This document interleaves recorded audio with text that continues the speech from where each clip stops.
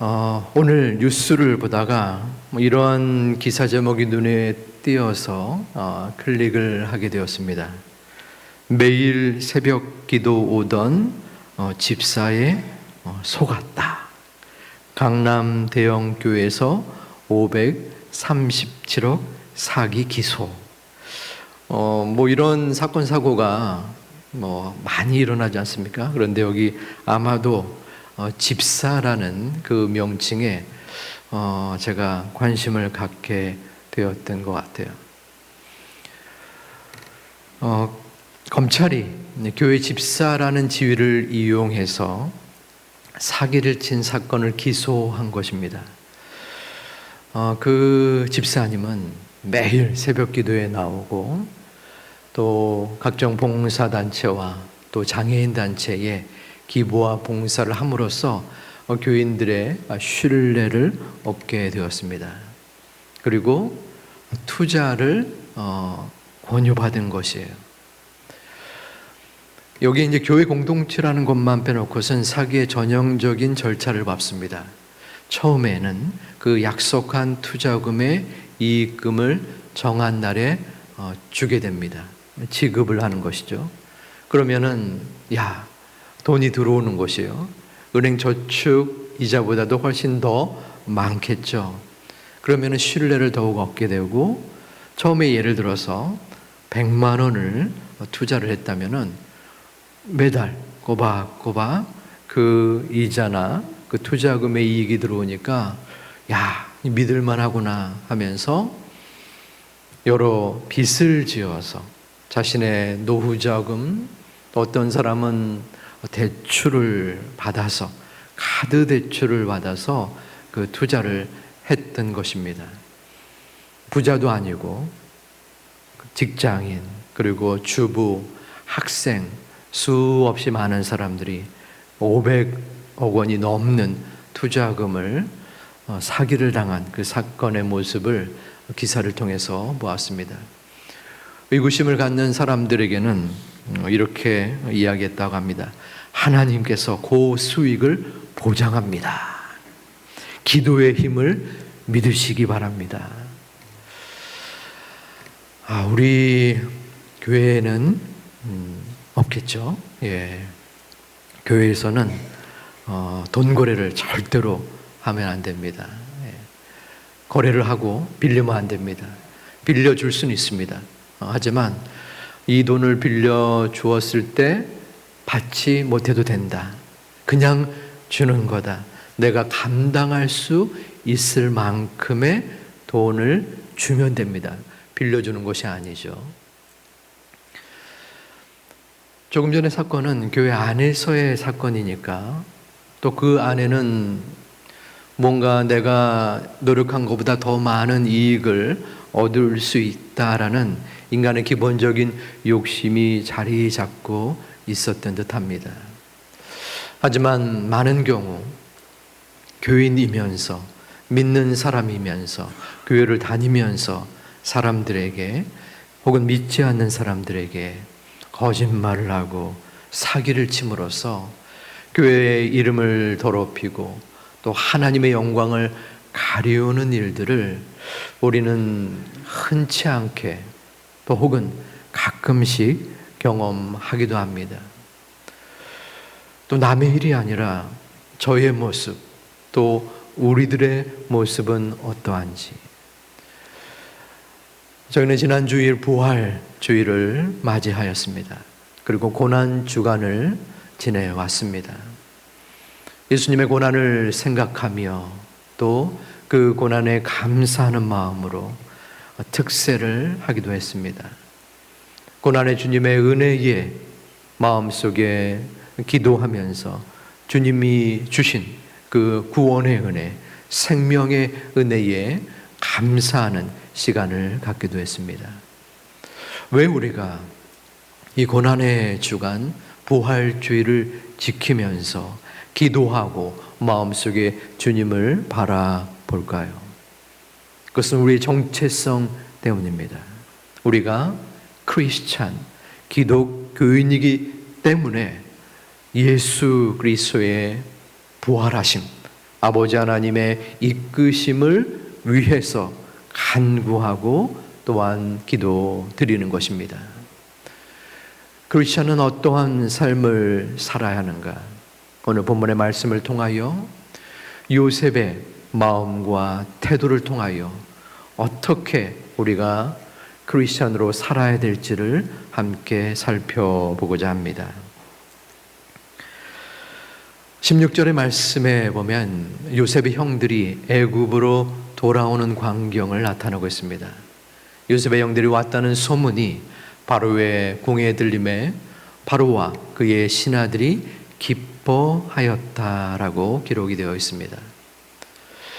자, 요셉은 애굽의 총리입니다. 총리인 애굽의 형들이 가나안 땅에서 애굽 왕궁으로 왔다는 소식을 바로 왕이 그리고 그 신하들이 들은 것입니다. 그런데 그들의 반응이 기뻐했습니다. 기뻐할 수 있을까? 여러분이 만일 바로 왕궁의 신하입니다. 요셉을 가까이서 또 매 시간마다 혹은 멀리서 보는 그 신하들의 신분입니다. 근데 요셉이라는 사람, 총리의 형제들이 애굽으로 온 곳이에요. 그러면 여러분의 감정이 어떠할까요? 요셉의 그 왕인 그 왕은 기뻐할 수도 있을 것 같습니다. 왜냐하면 자신이 기괴한 꿈을 꾸었을 때 그 꿈을 해몽해 주었고 이제는 총리로서 여러 나라의 살림살이를 해결해 가고 또한 꾸준히 일을 감당하는 역할을 하고 있기 때문입니다. 하지만 그 신하들은 조금 다를 것 같습니다. 우리나라 또 옛 속담에 누가 땅을 사면 배가 아프다 그런 말이 있지 않습니까? 저는 조금 아픈데 여러분들은 워낙 인격이 뛰어나서 하나도 안 아픈 것 같네요. 요셉은 외국인입니다.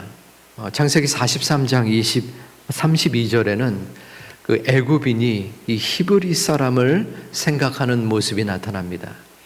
그와 함께 먹는 애굽 사람에게도 따로 차리니 상을 따로 차린다는 겁니다. 애굽 사람은 히브리 사람과 같이 먹으면 부정을 입음이었더라. 히브리인에 대한 부정적인 마음, 격리하고 싶은 마음, 그들을 멀리 하고픈 그러한 태도가 이 애굽 사람들에게 있었어요. 요셉은 그 히브리인이었습니다. 노예로 우리 땅에 팔려온 것이에요. 예를 들어서 동남아 분들을 폄하하는 것은 아니지만 그래도 조금 우리나라보다 못 사는 나라에서 온 것이 이해하기 쉬울 것 같아서 동남아에서 우리나라로 외국인으로서 왔습니다. 그런데 그가 우리나라의 여성을 추행하고 하려 해서 감옥에 간 것이에요. 죄인의 전과자가 된 것입니다. 그런데 그러한 전력을 가진 동남아에서 온 외국인이 우리나라의 국무총리가 된 것이에요. 국무총리가 아무나 합니까? 그런데 외국인으로서 더구나 감옥에 갔다 온 전과자의 신분으로서 그 나라의 왕 다음으로 가장 높은 지위를 갖고 있는 그 총리의 가족이 온 것이에요. 일반적인 반응은 무반응일 듯 싶습니다. 뭐 오면 오지. 그러나 그 마음 중심이나 혹은 기저에는 모함과 시기와 질투가 담겨져 있을 것은 분명합니다. 왜냐하면 사람들은 주변의 사람들이 잘 되는 꼴을 보기 힘든 마음속에 연약함이 있기 때문인 것입니다. 그런데 요셉의 형들이 온 것을 보고 그 신하들이 기뻐했다는 것입니다. 평범한 것이 아닙니다. 그 요셉의 평상시의 언행, 또 행동이 덕스러운 모습을 보인 것이 분명합니다. 만일에 요셉이 소위 총리로서의 갑질을 그 신하들, 동료들에게 했더라면은 이 같은 반응은 도저히 벌어질 수 없었을 것입니다. 24절에 보면은 요셉의 형제들이 여러 가지 물품을 가지고 가나안 아버지께로 돌아갈 때에 요셉이 형들에게 당부한 것이 있습니다. 그것은 다투지 마세요라는 것입니다. 형들이 가나안 땅으로 가면서 과거에 있었던 여러 가지 것들을 가지고 서로 헐뜯고 다투는 모습을 걱정한 것입니다. 요셉의 마음 씀씀이와 인격이 어떠한지를 볼 수 있는 광경입니다. 요셉은 상처가 굉장히 많은 사람이었습니다. 가장 큰 배신은 형들에게서 버림받은 것입니다. 형들이 자신을 죽이려고 했어요. 간신히 목숨을 건져서 노예로 팔림을 당했습니다. 열심히 노력하고 수고해서 보디바르 집에서 인정을 받는가 했는데 그 아내로부터 모함을 받았습니다. 자신은 아무런 잘못도 없었는데 감옥에 갇히게 됩니다. 감옥에서 술 맡은 관원장의 꿈을 해몽하여서 그 관원장이 나중에 좋은 이야기를 왕에게 해줄 것을 기대했지만 2년여 동안 아무런 소식이 없었습니다. 형들에게서부터 또 보디발의 아내 그리고 술 맡은 관원장에게 배신과 또 무관심, 여러 모욕적인 상황들, 환경들을 경험했던 요셉이었습니다. 그 20여 년의 세월들 동안 애굽 사람들이 자신을 어떻게 대했겠습니까? 노예의 신분, 또 격리하고픈 그리고 부정적인 사람으로 생각하는 민족에게서 받은 멸시와 천대는 이루 말할 수 없었을 것입니다. 그런데 하루아침에 죄인의 신분에서 국무총리가 된 것이에요. 벼락 같은 신분 상승이 이루어졌습니다. 그러면 그러한 입지전적인 사람들에게 나타나는 마음의 욕심이 있습니다. 그것은 보상심리예요. 어쩔 수가 없어요. 여러분들 혹시 좀 비하적인 표현일지 모르겠지만 지지리도 가난했던 사람이 갑자기 소위 땅 부자가 되어서 일확천금을 얻은 분들을 본 적이 있는지 모르겠습니다. 졸부가 된 것이에요. 그러면은 그들에게서 나오는 것은 소위 갑질입니다. 그리고 보상심리요. 그동안 내가 쓰지 못했던 여러 물질, 그리고 남들에게 굽심거렸던 그 마음들이 한꺼번에 폭발이 되어서 사람들을 억누르고 큰 소리를 치는 것이 열이면 최소한 9.5는 되는 듯 싶습니다. 다시 말하면 요셉은 사람들을 존중하고 겸손하고 덕스럽게 대할 수가 없는 환경이었어요. 그럼에도 불구하고 요셉은 사람들을 대하는 가운데에 인격적으로 마음을 다하여 진실되게 겸손하게 행했던 것을 볼 수 있습니다. 그러한 모습을 사람들은 경험한 이후에 그 요셉이 기뻐하는 상황을 보고서 함께 기뻐하였다라고 성경은 기록하고 있습니다. 여러분들의 삶은 어떠합니까? 슬퍼할 때 같이 슬퍼하는 것보다는 어쩌면 기쁜 일이 있을 때 같이 기뻐하는 것이 더 어렵습니다. 왜냐하면 그 기쁨을 진심으로 함께 나누어야 하기 때문입니다. 그리고 그 사람이 나에게 했던 모습, 모든 것이 합쳐지는 종합적인 모습이기 때문이기도 합니다. 우리들은 교회를 다니는 사람들입니다. 우리는 하나님을 믿는 사람들이에요. 그럴 때에 나의 모습, 나의 행위, 나의 관계 속에서 직장과 여러분들의 이웃간과의 사람들에게 그들이 우리의 모습을 보면서 내가 기쁨이 있을 때, 내가 기쁜 일을 한 조목, 두 조목 이야기할 때 간절하고 또한 순수한 마음으로 그 기쁨을 나눌 수 있는 관계가 되는가? 그것이 어쩌면 나의 삶 속에 그리스도의 빛, 그리스도의 소금, 그리스도의 향기가 드러났는가 하는 지표가 되고 표징이 되는 것입니다. 저는 제2교회에 오랫동안 또 부교육자로 그리고 지금은 또 다른 위치로서 섬기고 있습니다. 제2교회 75년의 역사를 지닌 교회입니다. 하지만 역사가 모든 것이 다 중요한 것은 아닙니다. 그럼에도 그 역사를 지탱하는 여러 어른들의 신앙의 밑거름 그리고 성숙이 있는 것을 저는 매 순간마다 바라보고 경험합니다. 우리 세 가족들이 올해 지금 4월 달까지인데 많이 오셨어요. 물론 자원에서 또 제2교회 오신 분들도 있지만 그 중에 많은 부분들은 인도함을 받아서 오셨습니다. 하지만 한결같이 그분들의 마음속의 표현 그리고 입술의 이야기는 저 집사님이 말씀하니까 저 권사님이 권하셔서 왔습니다 하는 것이었습니다.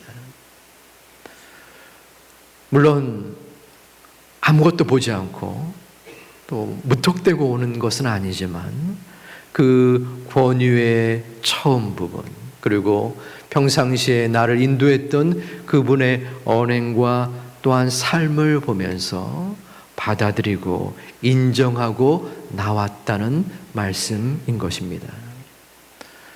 우리는 우리의 모습이 바로 교회입니다. 저와 여러분의 삶이 하나님을 증거하는 신앙의 태도인 것입니다.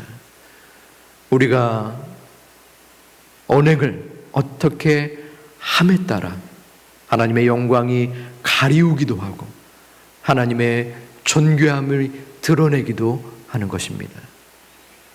우리의 모습을 바라보며 참으로 여러분들의 가족, 친지, 이웃들 그리고 믿지 않는 분들이 어떻게 생각하는가? 여러분들의 기쁨을 보고서 함께 기뻐하는가? 여러분들이 눈물을 질 때 함께 슬퍼하며 함께 괴로워하는가? 그것이 바로 우리의 신앙인의 모습인 것입니다. 여러 이단들은 관계를 중심으로 포교를 합니다. 그 이단들이 잘못하는 그 진리의 핵심의 모습은 분명히 배격하고 또 물리쳐야 합니다. 하지만 그 이단과 사이비가 택한 그 전략은 우리가 눈여겨볼 필요가 있습니다. 그들은 관계의 중심을 알고 있었던 것이에요. 잘못된 진리를 전하기 전에 조금씩 삶을 나누고 관계를 맺고 그들과 돈독한 마음의 상태가 이루어질 때 자신이 증거하는 그 진리가 설령 잘못 전해졌을지라도 그들이 그것을 거부하지 않고 받아들일 수 있는 핵심적인 요소가 관계인 것을 그들은 알고 있었습니다. 관계를 이용하라는 말씀은 아닙니다. 나의 삶 속에 예수님의 흔적, 하나님의 살아계심, 하나님의 증거하심이 우리의 심령 속에, 언행 속에 자리 잡고 있는가? 바로 요셉은 그러한 모습이 있었기 때문에 많은 주변의 사람들에게 인정을 받고 함께 기뻐했고, 결과적으로 많은 이들에게 하나님의 영광을 드러낼 수 있었습니다. 우리 사랑하는 우리 제2 가족들, 지금까지도 참된 크리스천의 모습을 보여오신 믿음의 가족 여러분, 앞으로도 나의 부족하고 연약하지만 나의 언행을 통하여 하나님의 은총이 드러나고 하나님의 말씀이 증거되어지고, 그로 말미암아 우리 모든 믿음의 공동체가 함께 다함이 없는 은혜로 가득 차기를 주님의 이름으로 축원을 드립니다. 요셉의 가족들이 왔을 때에 바로 그 애굽의 왕이 요셉의 가족들을 위하여 호의를 베풉니다. 18절에 그 호의가 드러나는데요. 너희 아버지와 너희 가족을 이끌고 내게로 오라. 내가 너희에게 애굽의 좋은 땅을 주리니 너희가 나라의 기름진 것을 먹으리라. 애굽의 좋은 땅은 물과 목초지가 풍부했었던 세겜 땅을 가리킵니다. 애굽의 모든 노력과 모습이 풍족하게 왕의 마음에 들므로 말미암아 그의 가족들이 보장을 받은 것입니다. 너희가 나라의 기름진 것을 얻을 것이다. 가장 좋은 것으로 채워준다는 말이죠. 그 호의는 19절과 20절에 연이어 이어집니다. 이제 명령을 받았으니 이렇게 하라. 너희는 애굽 땅에서 수레를 가져다가 너희 자녀와 아내를 태우고 너희 아버지를 모셔오라. 또 너희의 기구를 아끼지 말라. 온 애굽 땅에 좋은 것이 너희 것이다 라고 말합니다. 여기서 수레를 가져다가 태우고서 너희 아버지를 모셔와라. 이 수레는 그저 마굿간에서 쓰여지는 수레가 아니라 그 땅에서 가장 좋은 신분이 높은 사람들을 태우는 수레입니다. 요즘으로 따지면 자가용 비행기와 같은 것입니다. 그리고 너희의 기구라는 것은 의복이나 또 기구, 그 가구, 이러한 모든 이 삶을 살아갈 때 필요한 가재도구 전체를 말합니다. 그것을 다 놔두고 오라는 것입니다. 애굽에서 오면은 모든 것을 보장한다는 것이죠. 이러한 기쁜 소식을 애굽에 갔었던 형들이 가지고서 아버지 야곱에게로 갑니다. 그 소식을 전하였을 때에 야곱은 믿질 않았습니다.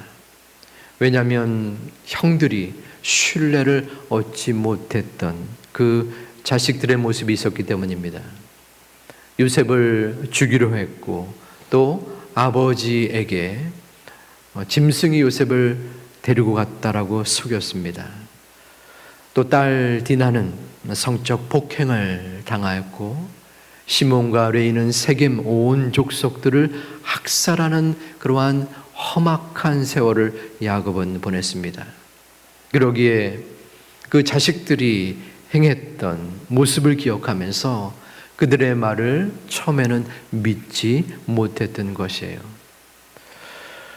본문 27절에는 야곱이 그 사실을 믿을 수 있었던 모습이 나타나는데요. 그들의 아버지 야곱은 요셉이 자기를 태우려고 보낸 수레를 보고서야 기운이 소생하였다 말합니다. 여기서 기운이 소생하였다라는 것은 기운, 루아흐라는 히브리어입니다. 수레를 보고서 기운이 소생했는데 이 루아흐는 하나님의 영이라는 의미가 담겨져 있습니다. 물론 수레를 보고서 그 마음속에 믿음이 생기기는 했지만 더 궁극적인 것은 하나님의 영이 야곱의 마음속에 찾아가 주셔서 그의 마음을 움직여 주시고 그 마음과 몸에 기운이 생겨난 것입니다. 야곱은 스스로 목숨을 끊어도 이상하지 않을 만큼 힘겨운 삶을 살았던 사람입니다. 요셉이 하루아침에 죽임을 당하고 또한 몇 가지의 조금 전 말했던 험악한 상황들을 경험했습니다. 그러한 야곱에게 하나님의 영이 매 순간마다 임하였고 지금 이 순간도 죽었다고 생각했던 요셉이 살아났다는 소식을 증거받을 때에 그에게 찾아온 것입니다. 이 하나님의 영은 분명히 요셉에게도 임했을 것입니다. 요셉의 삶 속에 도저히 인격적으로 그리고 도덕적으로 하나님의 은혜를 마음속에 느끼고 사람들을 대할 만한 상황, 환경이 되지 못했었습니다. 그런데 어찌 그 요셉이 자신의 행위 가운데에 사람들에게 인정받고 함께 기쁨과 슬픔을 나눌 수 있는 사람이 되었습니까? 그것은 하나님의 영이 그 요셉과 함께 있었기 때문입니다. 하나님의 영은 지금 이 순간 우리에게도 함께 하고 계십니다. 우리의 삶은 내 힘으로는 도저히 이루어 나갈 수 없는, 헤쳐 나갈 수 없는 엄청난 고통과 어려움의 순간을 우리는 순간순간마다 경험합니다. 어떨 때는 그래도 내 힘으로 이것을 헤쳐나갈 수 있겠다라고 생각도 하지만 더 많은 경험은 내 힘으로는 이루어 나갈 수 없는 아픔과 고통의 순간들을 우리는 맞이하게 됩니다.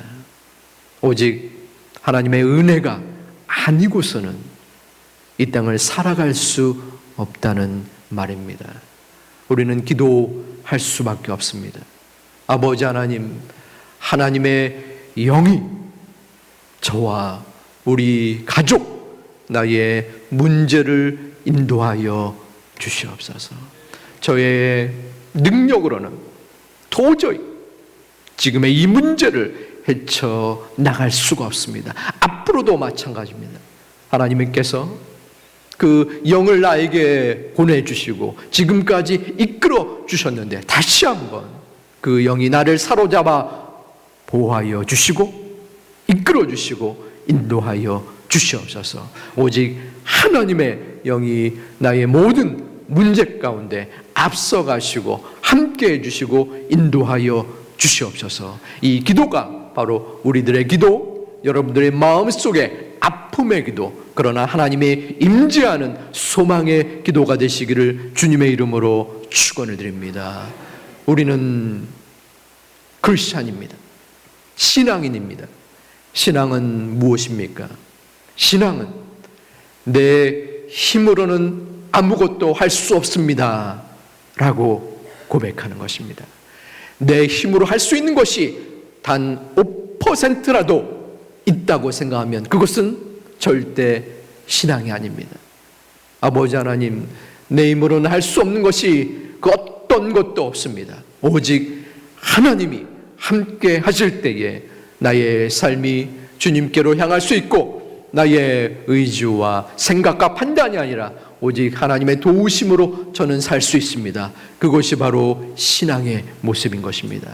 아버지 하나님은 그 신앙의 믿음의 모습을 원하시고 계십니다. 우리의 경험과 우리의 신앙의 연륜과 우리의 직분과 우리의 많은 생각이 우리를 주장하는 것이 아니라 나의 의지로서 나의 믿음은 부족하지만 오직 하나님께서 나의 인격을 붙잡아 주시고 나의 삶을 인도해 주옵소서라고 매 순간마다 고백하고 기도할 때에 하나님이 우리를 불쌍히 여기사 우리를 이끌어 주시는 것입니다. 내가 그리스도와 함께 십자가에 못 박혔나니 그런즉 이제는 내가 사는 것이 아니요 오직 내 안에 그리스도께서 사는 것이라. 그리스도가 내 안에 계셔서 나의 삶을 주장하시고 그 살아계신 그리스도를 바라보며 우리가 살아가는 것입니다. 그 그리스도 앞에 우리의 욕심을 버리고 우리의 마음을 버리고 우리의 생각을 버리고 우리의 모든 것을 버릴 때에 주님께서는 우리의 마음속에 십자가로 다가와 주십니다. 우리에게 고난의 십자가가 되어주시고 우리에게 부활과 생명의 십자가로 함께하여 주시는 것입니다. 오늘 이 저녁에 우리는 기도하러 나왔습니다. 기도하지 않고서는 견딜 수 없기에 쉬고 싶을 수도 있고 다른 여러 가지 일들도 있지만 주님 앞에 기도하러 나왔습니다. 단 5분이라도 절실하게 간절하게 하나님 저의 마음에 찾아와 주옵소서. 저의 삶을 인도하여 주옵소서. 주님 저는 아무것도 할 수 없습니다. 오직 하나님이 만져 주옵소서. 기도하며 간구하는 가운데 하나님께서 함께 하심을 하나님이 우리의 삶을 주장하시는 것을 여러분의 믿음의 눈으로 바라보고 기뻐할 수 있는 하나님의 자녀들이 되시기를 주님의 이름으로 축원드립니다.